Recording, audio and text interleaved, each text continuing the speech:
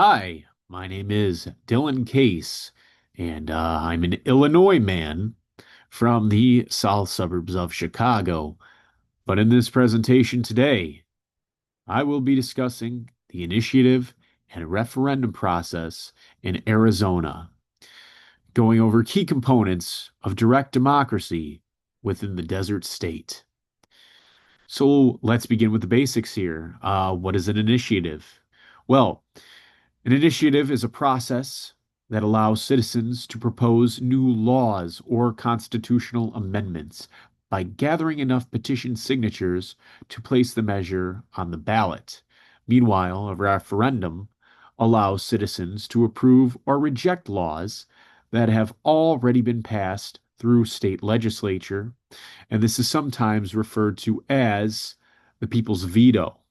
We've learned about that through executive and legislative branch and also through the judicial review. But Arizona has this on a state and local level. So, moving on, what do initiative and referendums do? Well, both tools give power directly to the people rather than relying solely on the elected officials within the state. So, now let's talk about how they're created here. How are they made? Well, to begin an initiative, citizens have to file an application and it must include the target law or amendment that they want changed. Then they have to collect a certain number of valid voter signatures based on a percentage of votes cast in the last gubernatorial election. Uh, Gubernational, excuse me, means a state governor or refers to an office of a state governor. So it requires a statutory initiative of about 10% of signatures. Meanwhile, a constitutional amendment requires 15. Once the required number of signatures is verified, the initiative will appear on the next general election ballot. But with referendums, see, if citizens disagree with a law passed by the Arizona state legislature, uh, they can file a referendum, but they have to gather signatures that equal 5% of votes cast in the last gubernatorial election. If enough valid signatures are collected within 90 days after the law is signed, the law is put on hold and until voters can finally decide its fate at the next general election, or as I call it, its last trial. Um, Now, what are the similarities between the two? We've talked about how both need petition signatures to go through. Uh, it does allow for public vote to be cast and direct input from the people on laws and policy. But there are differences. So initiatives create new laws to change the Constitution. However, a referendum is one that's already put in place. So it already exists and it challenges to repeal it from being passed by legislature.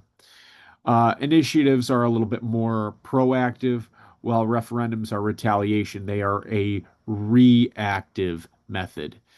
And there are pros and cons to both. The pros are it does empower the voters, they get a direct voice in lawmaking, and it does create civic engagement for the public and makes people aware in the political sphere.